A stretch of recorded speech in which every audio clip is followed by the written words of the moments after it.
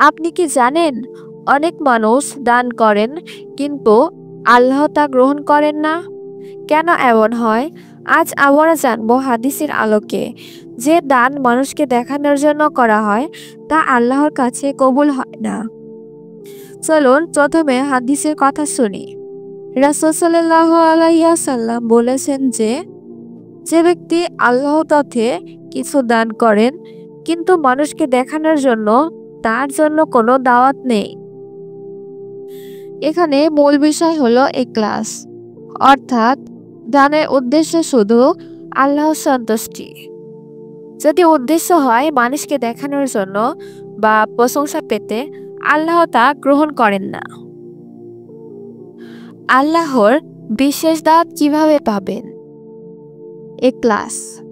ইখলাস হলো কাজটি শুধু আল্লাহর সন্তুষ্টির জন্য করা।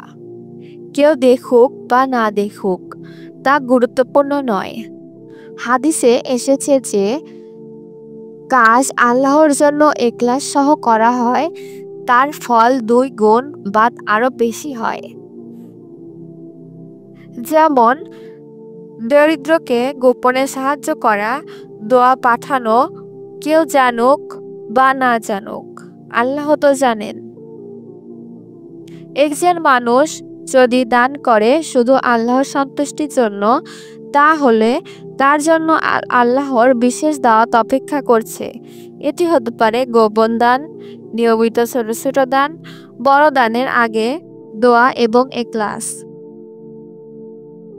একজন ব্যক্তি গোপনে দান করেছিল, পরে আল্লাহ তার দানকে বহু গুণ সওয়াবে রূপান্তরিত করেছেন।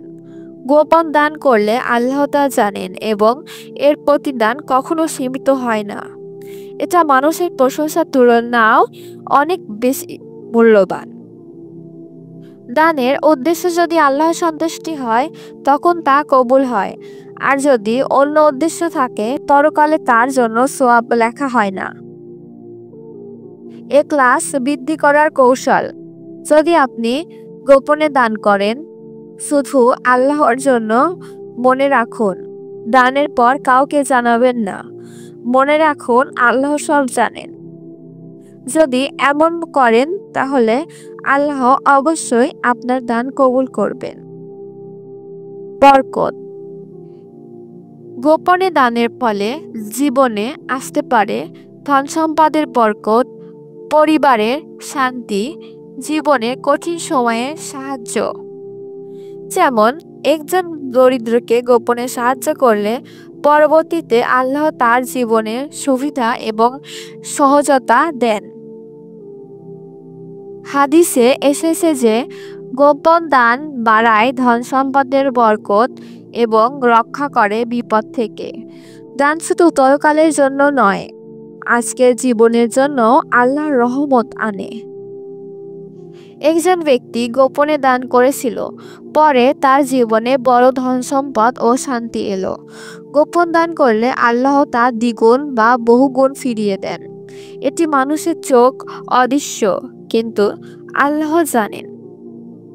যেমন আমি শুধু মানুষকে দেখাচ্ছি দান করছি, এমন দান ইখলাস নষ্ট করতে পারে। গোপন দানের উদ্দেশ্য আল্লাহর সন্তুষ্টি, কৃতজ্ঞতা নয়। অন্য উদ্দেশ্য থাকলে পৃথিবীতে বরকত হবে না। যদি আপনি বরকত চান তাহলে এভাবে দান করুন। গোপনভাবে নিয়মিত দান করুন। যদি সামর্থ্য থাকে ছোট হলেও দান করুন। দানের আগে দোয়া করুন। মনে রাখুন আল্লাহ সব জানেন। দানের মাধ্যমে পরিবারের জীবনে শান্তি ও সুখ। কিভাবে দান পরিবারের জন্য জীবনের শান্তি এবং সুখ এনে দিতে পারে? এটি শুধু ধন সম্পদ নয়, বরং সম্পর্ক ও মানসিক শান্তির জন্য গুরুত্বপূর্ণ। রাসূল সাল্লাল্লাহু আলাইহি ওয়াসাল্লাম বলেছেন যে ব্যক্তি দান করে তার পরিবারও আল্লাহর রহমতে নিরাপদ থাকে। অর্থাৎ পরিবারের শান্তি ও সখ্যতা দানের মাধ্যমে বৃদ্ধি পায়। ছোট ছোট গোপন দানও বড় প্রভাব ফেলে। তাই দান কেবল অর্থের জন্য নয়, সম্পর্ক ও মানসিক শান্তির জন্য। পরিবারে দান করুন, সহমর্মিতা বৃদ্ধি পায়, রাগ কমে, পারস্পরিক সাহায্য বৃদ্ধি পায়। হাদিসে এসেছে যে ব্যক্তি দান করে আল্লাহ তার ঘরে শান্তি ও খুশি দেন।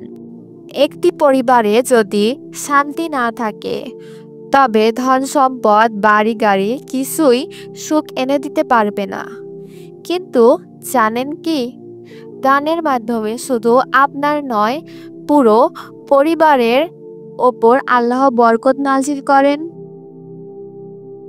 আল্লাহ কোরআনে বলেছেন যে তোমরা যা কিছু দান করবে তা তোমাদের পরিবারের কাছে ফিরিয়ে দেওয়া হবে।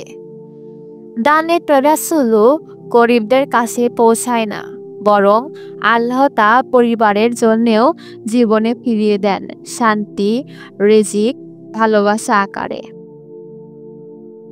দান শুধু গরিবকে দেওয়া নয়, পরিবারের সদস্যদের মধ্যেও দানের ভূমিকা রয়েছে। স্ত্রীর খরচে দান করুন, সন্তানের প্রয়োজনে খরচ করা, বাবা মাকে দেওয়া,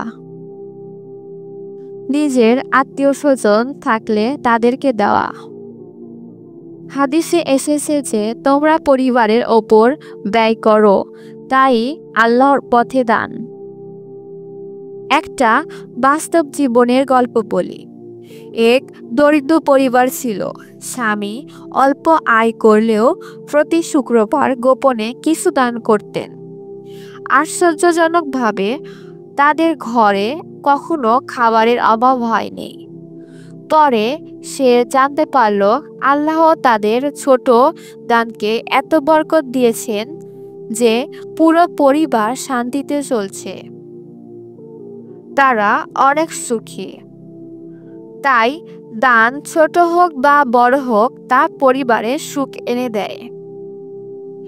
কেন দান করলে পরিবারে শান্তি আসে? দান করলে হৃদয় নরম হয়, হিংসা বিদ্বেষ কমে যায়, সন্তানরা দান দেখে শিক্ষা পায়। দান হচ্ছে একটি পরিবারের হৃদয়ের ঔষধ। যেমন ঔষধ রোগ সারায়, দান পরিবারের কলহ দূর করে। কিছু ক্ষেত্রে মানুষ এমন ভুল করে যে পরিবারের বাইরে দান করে কিন্তু নিজের পরিবারের জন্য কৃপণ হয়।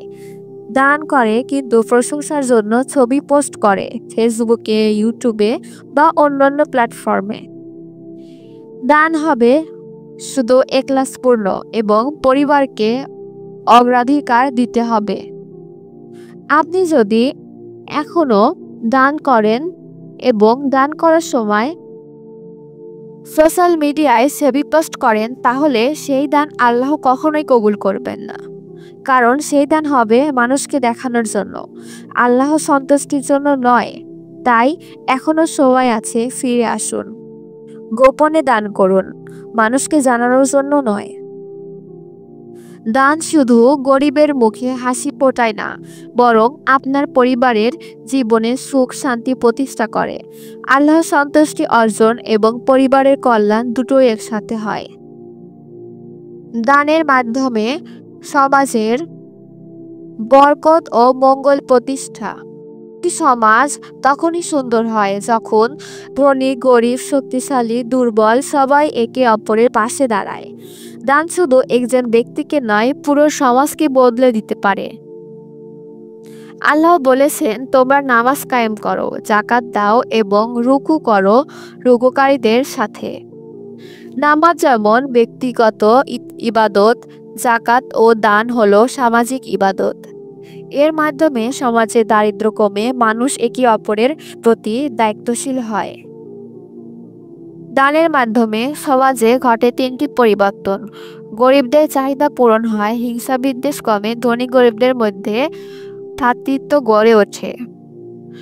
দান একটি সমাজে নদীর মতো করে, যেখানে সবার মাঝে সমানভাবে ছড়িয়ে পড়ে পানি। দান একটি সমাজকে নদীর মতো করে, যেখানে পানি সবার মাঝে সমানভাবে ছড়িয়ে পড়ে। রাসূল সাল্লাল্লাহু আলাইহি ওয়াসাল্লাম বলেছেন, সর্বোত্তম মানুষ তারা যারা মানুষের জন্য সবচেয়ে উপকারী। সমাজে দান করা মানে শুধু সাহায্য নয়, বরং নিজের সেরা মানুষদের দলে অন্তর্ভুক্ত করা। আপনার এই দান কিয়ামতের দিন কাজে লাগবে। কিয়ামতের দিন এমন ভয়ঙ্কর হবে যেদিন মানুষ তার মা, বাবা, ভাই, স্ত্রী, সন্তান কাউকেই চিনবে না। তখন শুধু নিজের মুক্তির চিন্তা করবে। সেই দিনে দান হবে মানুষের জন্য ছায়া ও রক্ষাবাচক। দুনিয়ায় দান কিয়ামতে আলোর রূপে প্রকাশ পাবে। কারো আমলনামা ভারী করার অন্যতম মাধ্যম হবে দান। রাসূল সাল্লাল্লাহু আলাইহি ওয়াসাল্লাম বলেছেন, কিয়ামতের ভয়াবহ দিনে কারো ছায়া থাকবে না, শুধু আল্লাহ আরশের ছায়া। আর দানকারীরা এই বিশেষ মর্যাদা পাবে। সুবহানাল্লাহ। এক সাহাবী রাতে গোপনে দান করেছিল। কেউ জানতে পারেননি। রাসূল সাল্লাল্লাহু আলাইহি ওয়াসাল্লাম তখন বলেছিলেন যে, এমন দান কিয়ামতের দিন তার জন্য আলো হবে। যেমন অন্ধকার রাতে মশাল মানুষকে পথ দেখায়, তেমনি কিয়ামতের অন্ধকারের দান হবে মানুষের আলো। হাদিসে এসেছে যে, দান গুনাহকে নিভিয়ে দেয়, যেমন পানি আগুনকে নিভিয়ে দেয়। তাই দান কিয়ামতের দিন গুনাহগারের আগুন নেভাবে, আল্লাহর কাছে মানুষের জন্য সুপারিশ করবে। সুবহানাল্লাহ, আলহামদুলিল্লাহ। তাই নিজের সামর্থ্য অনুযায়ী দান করুন। গোপনে দান করুন, মানুষকে দেখানোর জন্য নয়। এতিমকে বেশি বেশি করে দান করুন, কেননা আল্লাহ তাআলা বলেছেন, এতিমদের তোমরা দান করো।